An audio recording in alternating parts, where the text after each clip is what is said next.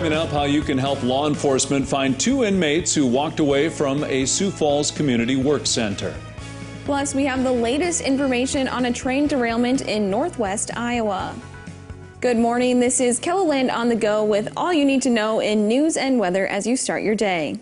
South Dakota Department of Corrections is asking for the public's help in finding 2 minimum security inmates placed on escape status. On Monday, Sean Mills and Ronnie Wayne Moore left the Sioux Falls Community Work Center without authorization. Mills is 44 years old with brown hair and eyes and stands 5 feet 9 inches tall. Moore is also 44 years old with brown hair and eyes. He is 6 feet 1 inches tall. If you see the inmates or know where they are, you are asked to call police. Police in Rapid City need your help finding 3 missing people. 13-year-old Zoe De Leon was last seen around noon on Saturday in the 900 block of Explorer Street. 11-year-old Braden De Leon was last seen around 8 p.m. on Sunday riding his bike in the 400 block of East Jackson Street. And family members reported 30-year-old Susan Fast Eagle missing on May 13th. If you know where any of these people are, you're asked to call Rapid City Police. South Dakota's Highway Patrol is investigating after a deadly crash west of Sturgis. Shortly before 2 o'clock Sunday afternoon, a transit van was crossing Highway 14A when it collided with a motorcycle. The 2 people on the motorcycle were thrown from the vehicle. The 60-year-old driver of the motorcycle was pronounced dead at the scene. The 57-year-old passenger received life-threatening injuries and was taken to a Rapid City hospital. The 40-year-old man driving the van was not hurt. People in Sibley, Iowa are back in their homes this morning, 2 days after a train derailed. The evacuation order was lifted last night. Meanwhile, what caused approximately 47 cars to derail just outside of Sibley on Sunday is still under investigation. Some material did spill from the cars, but at this time it's unknown how much. No one was hurt.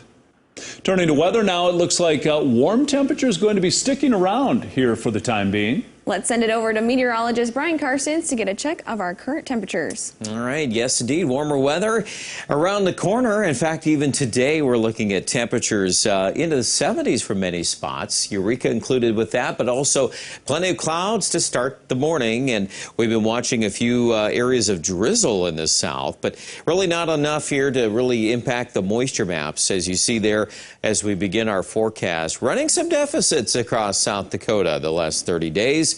These numbers are expected to change, and incrementally we'll be watching those changes, but not today, at least nothing organized for rain chances. Highs 74 Chamberlain. If we spark a late day shower, thunder shower, it would most likely be in the Winter and Valentine area.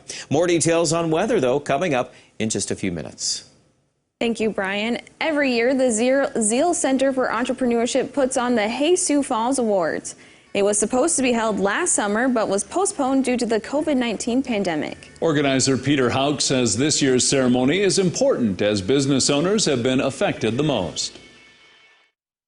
They are also often overlooked. You know, how often do you celebrate someone that owns a boutique or a restaurant? They're not very much in the public eye, but we depend on their services. We depend on the things that they do.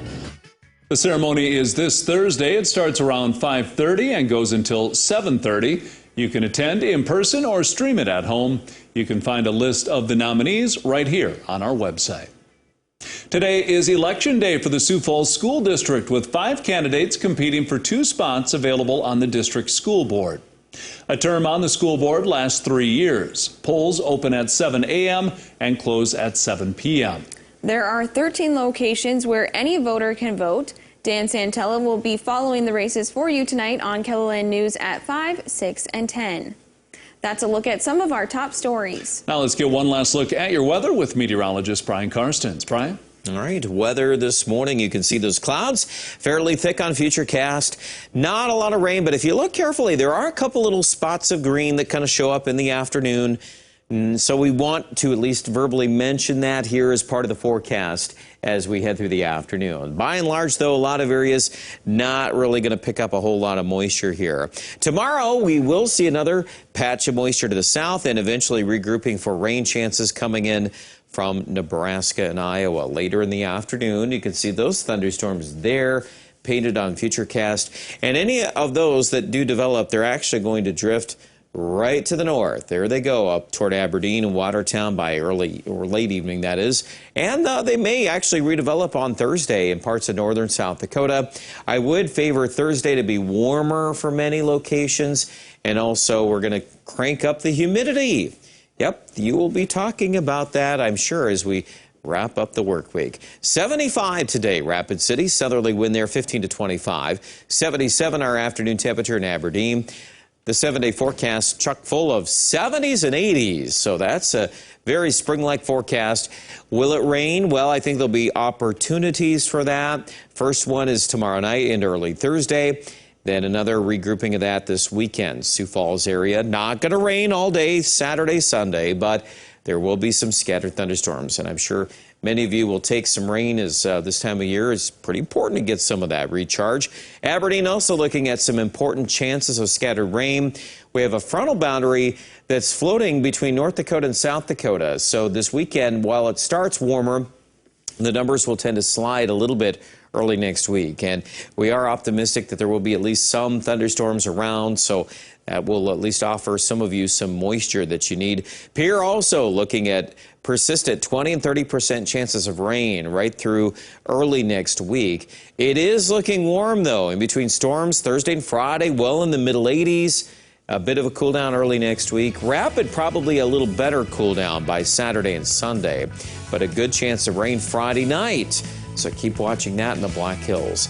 More coverage online at KELOLAND.com. Have a great day.